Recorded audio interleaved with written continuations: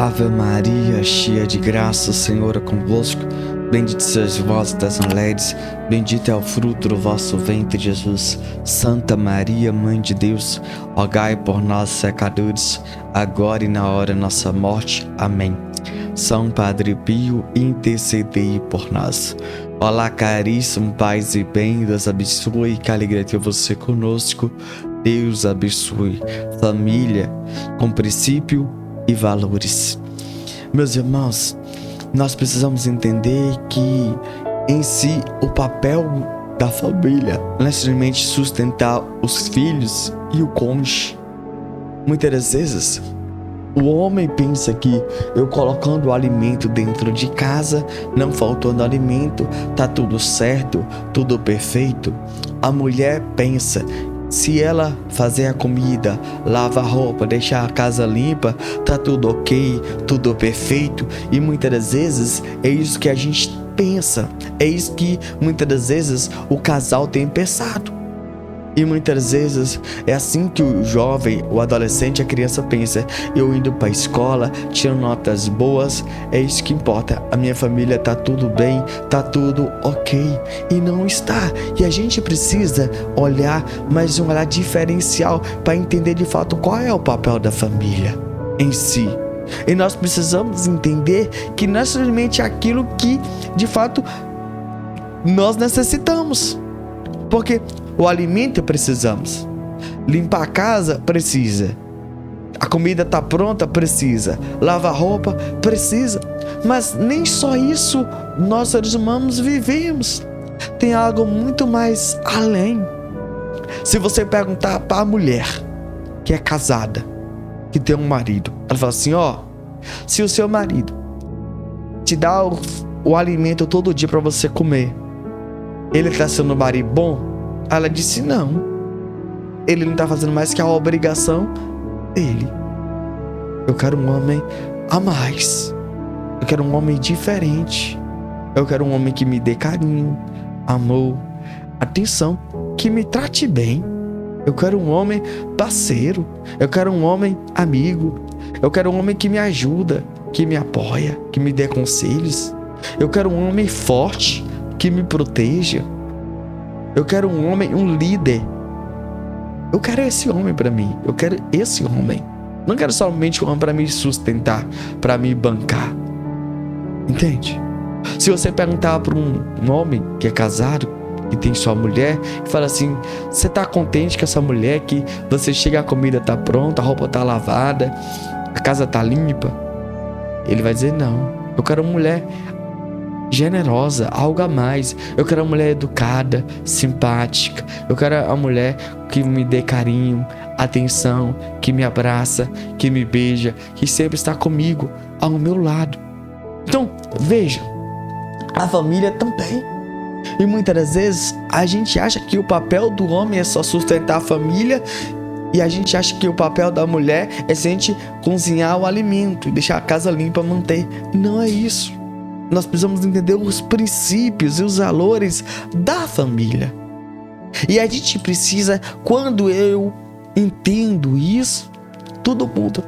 Eu sei que com o tempo que vai passando, nós temos a tendência de desleixar. Deixar aquele princípio, deixar aquele valor de lá e viver como não existisse, como aquilo não é nada. Muitas das vezes é isso que tem acontecido em nossas casas. Veja, muitas das vezes. Por exemplo, olha para a empresa. Uma empresa, ela tem seus princípios, que tem que chegar no trabalho às 7 horas, que sair meio-dia, retornar às 14 e ir embora às 5. E aí, o funcionário sabe que ele trabalha em tal setor, ele precisa fazer isso, fazer aquilo, fazer isso, fazer aquilo. E ser um bom funcionário. Sempre ser um bom funcionário. E aí a gente percebe o valor do funcionário. Por quê? Porque além de ele fazer aquilo, ele traz lucro para a empresa. O funcionário, ele si próprio se paga. E é isso que a gente precisa entender, que o papel do funcionário na empresa é gerar lucro. Mas e qual é o papel da família? A gente precisa entender. Nós precisamos entender que nós temos valores e princípios. E quais são esses princípios? Que são inegociáveis. Quais são eles? Eu te pergunto, quais são os seus princípios? Meus irmãos, muitas das vezes, porque chega um amigo, chega um familiar, muitas das vezes a gente anula nossos princípios, nossos valores, por causa que chegou visita. Isso não pode acontecer, isso não deve acontecer. E muitas das vezes, devido que a gente está ocupado com os afazeres de casa ou do trabalho, a gente esquece dos nossos princípios, dos nossos próprios valores. Entende o que está acontecendo, meus irmãos? E a gente não pode deixar que isso aconteça. Por quê? Porque veja bem, meus irmãos, a nossa família é como uma nota de R$100. Como assim, Will? A cédula toda amassada, toda velha, talvez rasgada, danificada, até remendada, a cédula continua com o mesmo valor. Se você for lá no banco, ele continua com o mesmo valor. Nós temos que entender esse detalhe. E assim é a família, com um valor desse jeito. Meus irmãos, se você for na feira e comprar um saco de laranja, e esse saco de laranja for R$100, você chega e pega essa laranja e joga lá no chão, no canto da cozinha. É assim. Só que se você tiver uma cédula de R$100, você vai guardar. Você guarda muito bem. Essa é a reflexão que a gente precisa fazer. A laranja vale R$100? Vale. Mas porque ela não é dinheiro, não é cédula, você não dá muita importância. Você deixa ela jogada. Não tá nem aí. E ela tem um valor. Valeu R$100. Você comprou. Você tirou R$100 pra comprar aquele saco de laranja. Mas a cédula, porque você tá com ela em mãos, você decide colocar ela no seu próprio bolso. Você decide guardar ela. E aí alguém daquele tentar te tocar na sua carteira para tirar essa cédula do seu bolso, da sua carteira. E é isso, meus irmãos, que a gente precisa entender sobre a nossa família. Nossos valores e princípios são inegociáveis. A gente não muda por causa do outro, da família. Entende? Muitas das vezes, entenda o que eu vou dizer aqui. Eu quero que você entenda muitas das vezes. Chega um amigo e fala assim: eu acho que vocês estão educando seus filhos errado. Esse negócio de levar ele todo domingo pra Santa Missa e não tá levando ele pro parque pra ele brincar, eu acho que isso tá errado. Esse negócio de você levar ele todo sábado pra catequese, mas não deixar ele brincar com os amigos, é só escola, catequese e missa, eu acho que vocês estão educando errado. E aí você fala assim: não é que tá certo, meu filho ainda é criança, adolescente, tem que estar no meio de crianças. E aí você acaba escutando isso, achando que isso é correto, e tira o seu filho da catequese, tira ele da missa. E isso, meu irmão, amanhã o seu filho é alcoólatra, amanhã a sua filha ela é prostituta, e fala: o que aconteceu? O que eu fiz de errado? Sua filha nasceu e cresceu sem valores e princípios. Você ouviu pessoas que não eram da igreja, e aí deu o que deu. Quando você coloca seu filho na creche ou na escola, você coloca é porque ele quer ou porque é o melhor para ele? Você não pergunta: filho, você quer ir para a escola? Você coloca. E assim é a catequese, assim é a missa. Você precisa levar. Ele precisa aprender e conhecer valores e princípios. E nós só vamos adquirir esses valores e princípios na igreja, na catequese. Só que muitas das vezes você está ouvindo pessoas que são pagãos. E eu te pergunto: qual é o seu princípio? Quais são os seus valores? Então, sábado e domingo, meu filho deveria descansar. Tudo bem, descansa pela manhã, brinca pela manhã, mas à tarde vai pra catequese.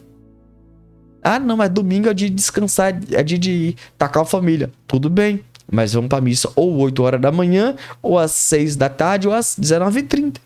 Mas ficar sem a missa, jamais. É um valor, valores e é seus princípios. Entende? Então, entenda uma coisa, meus irmãos e minhas irmãs. São seus princípios, são suas regras. Veja bem, o aluno, quando ele ingressa numa faculdade, existem as regras da faculdade. Se ele tirar abaixo de 7, ele é reprovado. E não tem assim discussão, não tem diálogo, não. Tirou menos 7, está reprovado. Vai ter que repetir aquela disciplina. Os 6 meses de novo. O mesmo semestre, a mesma disciplina. E aí? Há discussão? Vai discutir? Não. E ele foi todas as aulas. Só que ele tirou nota baixa, menor que 7. E regras, meus irmãos, é para viver. Viver e, de fato, seguir. Mas muitas das vezes nós estamos cedendo aquilo que são nossos princípios, aqueles que são nossos valores. E eu te pergunto, quais são os seus valores? Quais são os seus princípios? Você, meu irmão, não pode ir através da maré. Mas você tem que ir de acordo com aquilo que você crê e você acredita. Você acredita em Deus? Então você precisa levar sua família para estar diante de Deus. Muitas das vezes, meus irmãos, deixa eu dizer uma coisa aqui para vocês aqui. Eu lembro que uma vez uma família, cheguei na casa de uma família, eles me chamaram para rezar pela família deles e tal. Aí a questão chegou amigos. Aí eu cheguei lá e tal, pediram pra mim ir lá às 4 horas da tarde. Eu cheguei lá às 3h30, tô tomando café e pensa que não. Aí os amigos chegou e tarará, 4 horas, eu falei assim, vamos rezar o texto agora? Aí nós esperamos um pouco ele. Aí 4h30, 5 horas, eu 7 horas tinha um compromisso. Eu falei, já estou indo porque eu tenho um compromisso e eu preciso ir. Aí ela disse, então tá bom, deixa pra rezar o texto outro dia, outro momento, outro instante. E eu fui embora. Por quê? Ela tinha me convidado para rezar o texto não foi rezado porque chegou um amigo, um familiar. Tudo bem, eu sei que a gente tem que acolher bem a nossa família, acolher bem as pessoas que estão próximo de nós. Mas, qual é o nosso princípio? Quais são nossos valores? Então, eles respeitaram o amigo que chegou, mas a mim, como missionário que me convidou para rezar, eu tirei meu tempo para ir lá. E aí, como é que fica? Qual é a situação? É isso muitas vezes que tem acontecido. Deixa eu te dizer um grande detalhe para você. Se você que faz faculdade e sabe que você tem que entrar na sua faculdade às 19 horas. Se chegar um amigo, chegar um familiar, chegar alguém, você vai faltar a aula da faculdade? Ou você vai dizer, desculpa, vocês chegaram agora, mas está na hora de ir para a faculdade. Outro momento a gente se vê, se encontra. Você vai dizer isso, sim ou não? Sim. Eles vão entender? Vão entender. E porque se você disser que você está na hora de você rezar o texto, rezar o rosário, eles não irem entender e compreender? Bom, tudo tem que ser respeitado. Meus irmãos e minhas irmãs, infelizmente, quando a gente fala de Deus, quando a gente fala daquilo que é do Senhor, a gente coloca em segundo plano, em segundo lugar. Muitas das vezes a gente tem vergonha de viver os nossos princípios e nossos valores. Entende? A gente muitas vezes está na igreja, mas muitas das vezes a gente não vive em casa como igreja. A gente tem vergonha de falar para os outros. E a gente tem vergonha que os outros falem que nós somos igrejeiros. Esse é o maior problema. E a gente não pode deixar que isso aconteça. Nós temos que mostrar que somos cristãos. Demonstrar que somos católicos. Nossos princípios e valores são inegociáveis. Você é bitolado. Não é que eu sou bitolado. Chegou a hora de eu rezar. Você vai pensar, só na hora que você vai rezar chega pessoas? Só na hora que você vai ler a Bíblia? Por quê? Eu te pergunto, por que eu sou uma pessoa bitolada? Só porque eu rezo? Só porque eu vou pra missa? Porque muitas vezes eu quero as coisas do meu jeito, eu sou bitolado? Entende? Então a gente precisa refletir sobre isso. E lembre-se de uma coisa: assuma os seus valores, viva os seus valores. Veja bem, meus irmãos, se a gente não for assim com as coisas de Deus, a gente vai distanciar de Deus. E como que vai ser a nossa própria família? A gente não pode deixar nossa família de qualquer jeito, de qualquer forma, desamparada. E a gente precisa, de fato, fortalecer a nossa família. E a gente só fortalece a nossa família na oração. Se a gente falta um dia sem rezar, o outro a gente não quer rezar mais. Entende? Se a gente hoje desmarca esse compromisso da oração em família, na próxima semana todos querem desmarcar novamente. E assim vai, e assim vai. E isso não pode acontecer, isso não deve acontecer no nosso meio. Se a gente deixar que isso aconteça, vai virar um hábito, vai virar um costume de sempre ficar remarcando. E a gente precisa entender uma coisa: é o nosso dia, é o nosso momento entre a família, estar na presença de Deus. Então são coisas, são detalhes que infelizmente a gente precisamos viver. Entende? Por exemplo, eu lembro de uma vez, eu estava na casa de uma pessoa e aí ela recebeu uma ligação e dizendo bem assim: ó, missionário, que bom ter te recebido na minha casa, mas será que você já pode ir embora? Porque vai chegar um irmão meu e ele é protestante e você tá com a cruz na mão, na minha casa não tem nenhuma cruz, e eu respeito ele é meu irmão, eu gosto dele, amo muito ele e tal. Aí eu perguntei pra ela: mas você respeita ele? Sim, respeito. Eu falei assim: mas por que ele não te respeita? A sua fé, a sua doutrina. Ela ficou muda, ela ficou quieta. Eu falei: mas eu tô indo. Só que você está omitindo a sua fé. Você está omitindo aquilo que você professa. E não pode professar da boca para fora. Esses são o seu princípio de fé. A cruz católica. Eu disse para ela: o seu irmão olha em você como uma fracassada. Ela: por quê? Porque você esconde as coisas de Deus. Você esconde o seu próprio Deus que morreu na cruz para te salvar. Ela ficou quieta, ela ficou pensando e refletindo sobre isso. Eu disse para ela: olha, você imaginou se você, na hora que você estiver diante de Deus e Jesus dizer: Pai, eu não a conheço, pois ela omitia a sua fé diante do seu irmão, ela escondia a cruz, ela não quis saber de mim. Eu disse para ela isso, falei: mas eu tô indo, você tá pedindo para mim ir embora? Imagine só Deus vendo a sua atitude, sua ação. Imagine só. Eu perguntei pra ela: você tem algum quadro aqui na parede? Ela tem. Eu falei: de quem? Ela falou assim: não, eu torço pra esse time. Eu falei assim: então você tem coragem de declarar pra todo mundo que você torce pra esse time, mas você não tem coragem de declarar pra todo mundo que você é católica, apostólica, romana? Entende? E aí que tá. Aí tá um grande detalhe.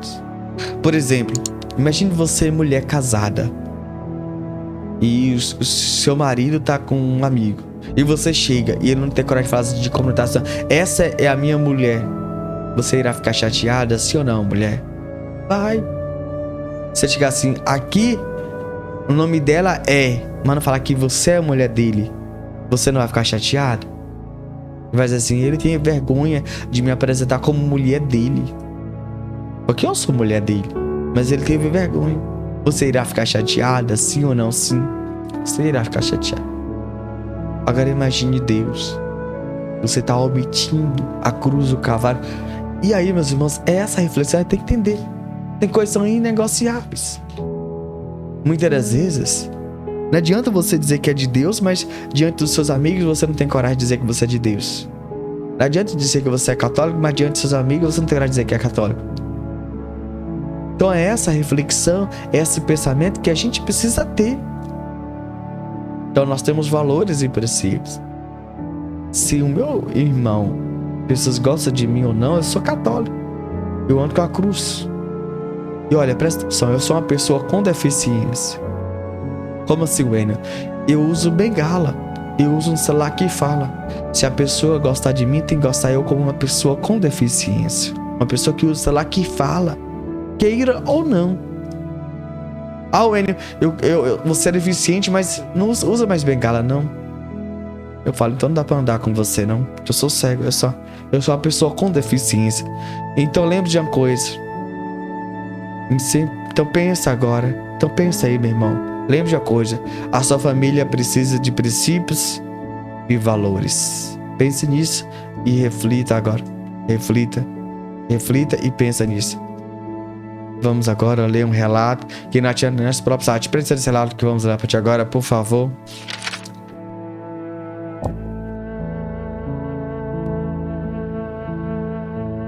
A família do Padre Pio.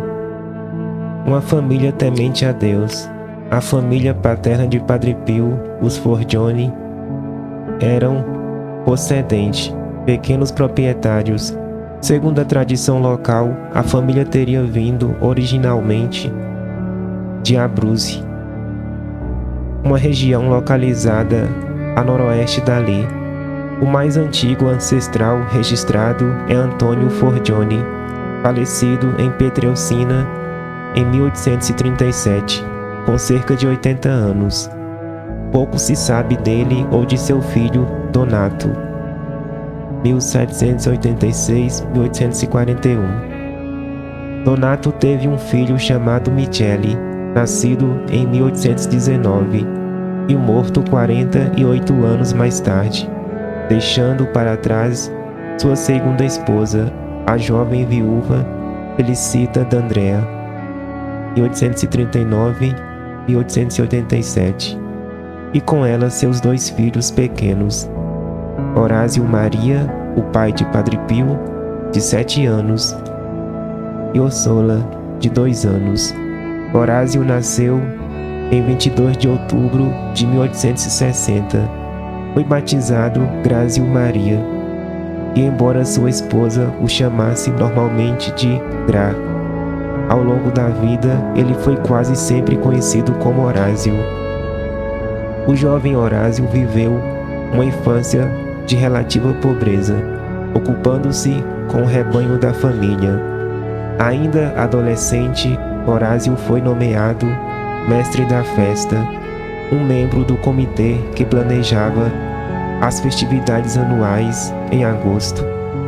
Esta era uma grande honra e um sinal do respeito que os concidadãos nutriam pelo jovem devoto. Em 8 de junho de 1881, Horácio, então com 20 anos de idade, usou o traje local, um gibão enfeitado com botões de ouro, meias até o joelho, adornadas com laços brancos e sapatos brancos, e foi escoltado por seu padrasto até a casa de Maria Giuseppa de Núncio, sua futura esposa.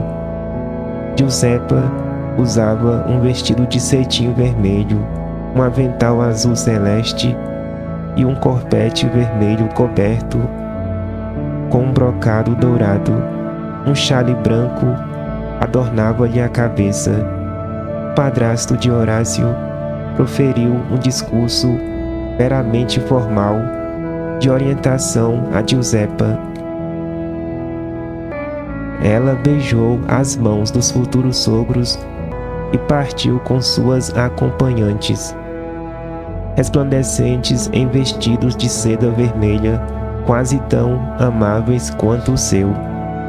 A pequena companhia foi primeiro em direção à prefeitura, onde se realizaria a cerimônia civil, e depois rumo à igreja, onde se celebraria o sacramento do matrimônio.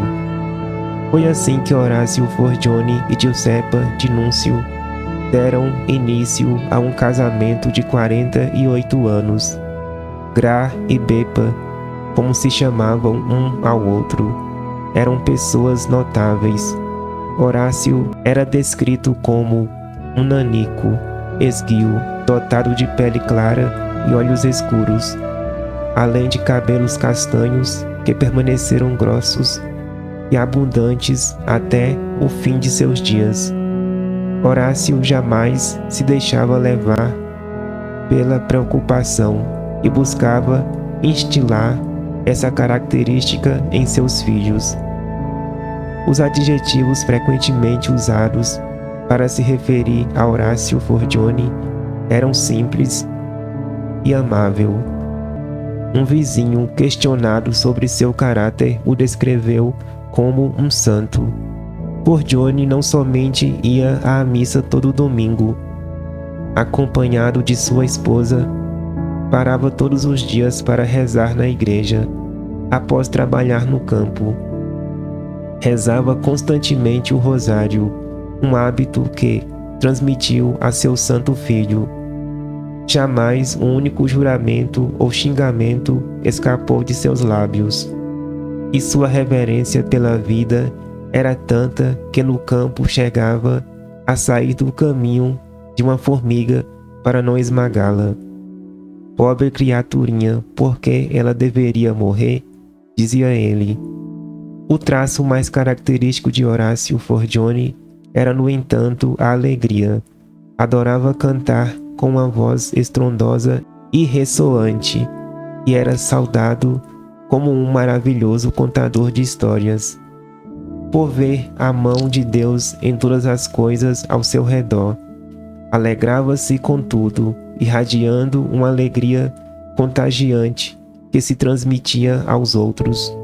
Maria Giuseppa de Núncio, a única filha de Fortunato de Núncio, 1821-1896, e Maria Giovanna Gagliardi, 1831-1908, era 1 ano e meio mais velha que o marido, tendo nascido em 28 de março de 1859. Tinha os olhos azul claros, era tão alta quanto o marido. Quase todos comentavam sobre a graça e elegância desta que era, por vezes, chamada de princesinha, sempre vestida da cabeça aos pés de um branco irretocável. Pepa prefaciava todos os seus planos com um "se Deus quiser", ao contrário de muitos residentes de vilarejos, recusava-se a fofocar ou criticar as pessoas pelas costas. Aqueles que a conheciam ficavam frequentemente impressionados com sua inteligência e senso de hospitalidade. Ela era mais feliz quando podia dar do que quando podia receber. Os Forgione viveram em uma modesta casa de pedra, nos números 27 e 28 da Vico Storto Vale, Rua do Vale Torto, no distrito do Castelo, a parte mais antiga de Pietrelcina. A casa dos Forgione era mobiliada com simplicidade necessária para suprir as necessidades mais básicas de saúde e conforto. As paredes pintadas de cal eram adornadas com crucifixos e litografias da Madonna e de vários santos. 1 ano após o casamento de Horácio e Giuseppa, em 25 de junho de 1882, nasceu um filho, Michele. 2 anos mais tarde nasceu um segundo menino, que recebeu o nome de Francesco. Essa criança viveu somente 20 dias. Uma terceira criança, Amália, também teve morte prematura. Então, em 25 de maio de 1887, às 5h30 da tarde, segundo o registro da paróquia, mas às 10 horas da noite, segundo os registros do escrivão local, uma quarta criança veio ao mundo e recebeu o nome do seu irmão morto, Francesco. Era essa a criança que mais tarde viria a ser conhecida como Padre Pio. Segundo a tradição familiar, ao ser batizado no dia seguinte na igreja paroquial de Sant'Anna pelo padre Nicolantônio Orlando, sua mãe o dedicou à Virgem Maria. Depois veio, em 15 de setembro de 1889, uma irmã batizada em homenagem à avó Felicita D'Andrea. A sexta criança, nascida em 15 de março de 1892, recebeu seu nome em homenagem à avó materna de Horácio, Pellegrina Cardone, uma sétima criança nascida um dia após o Natal, em 1894, foi batizada Grácia e chamada de Graciela. Alguns insistem que havia uma oitava criança, Mário, que supostamente teria nascido em 24 de março de 1899 e vivido por 11 meses. Mais tarde, quando o Padre Pio celebrava matrimônios, diversas vezes desejava ao casal 8 bambini, 8 bebês, e alguns presumem que isso se devesse ao fato de ele pertencer a uma leva de 8 irmãos. Cristo estava no centro da família Forgione. A Madonna e os santos eram de suprema importância para os Forgione. Acima de todos estava, é claro, a Madonna.